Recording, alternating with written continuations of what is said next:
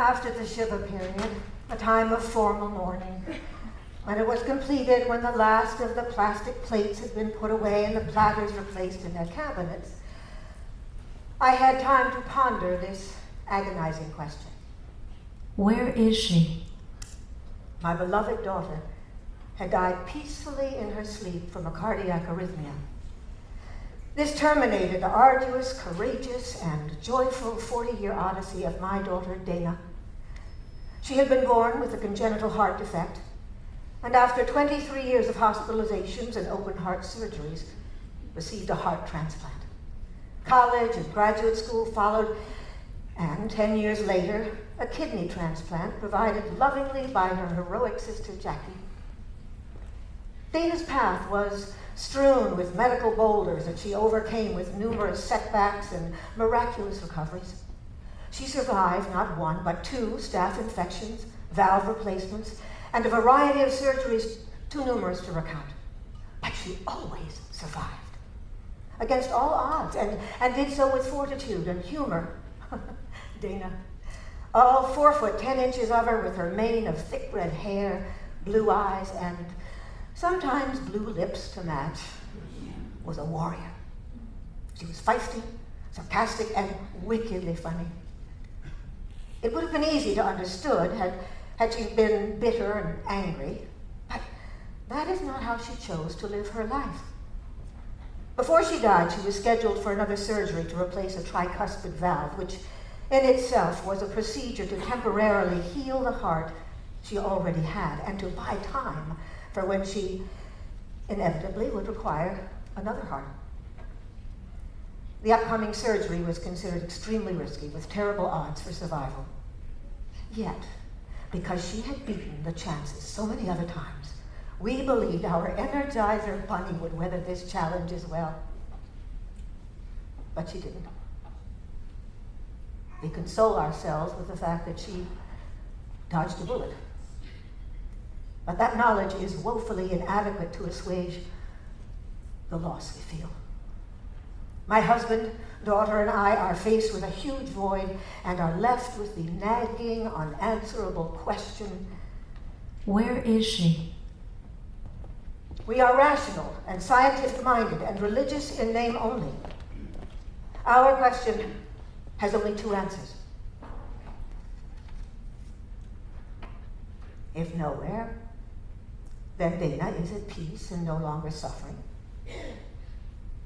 But what if she's somewhere?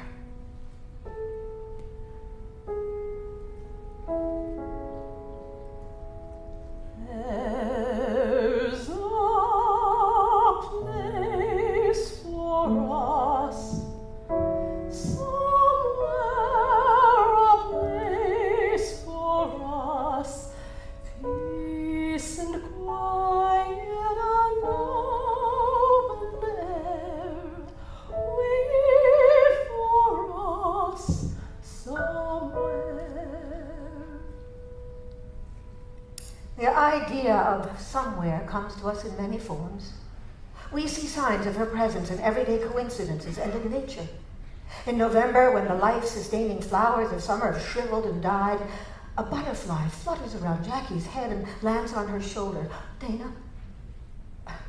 A bright red cardinal appears at my kitchen door. Dana. On a day that was forecast to be sunny and dry, a storm roars through the tri-state area and projects a magnificent rainbow from the Battery to the George Washington Bridge. Dana! To feel connected, we keep her phone charged and read her numerous emails. Her Facebook page provides us with hundreds of loving testimonials.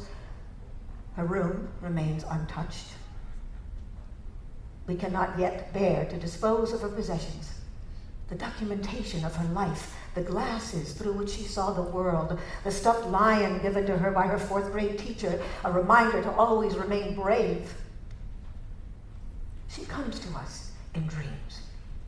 Within days of her death, Jackie dreamt of a happy, healthy-looking Dana with no scars. But specifically, she comes to me in music.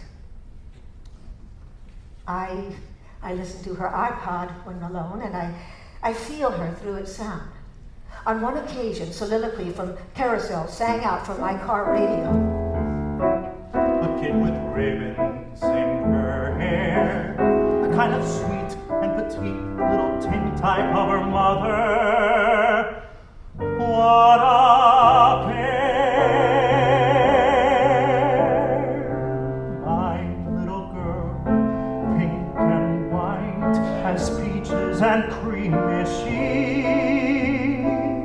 I frequently sang that to both my daughters as they grew. I tortured them with my raspy, unharmonious voice, chasing them around the kitchen while they begged me to stop singing. I always listened to music in my car, but I never paid much attention to the lyrics until Dana died. I now realize how the lyrics of love songs apply to both the love of a child and a romantic partner.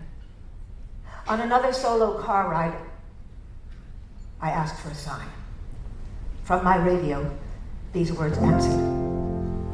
There's a somebody I'm longing to see.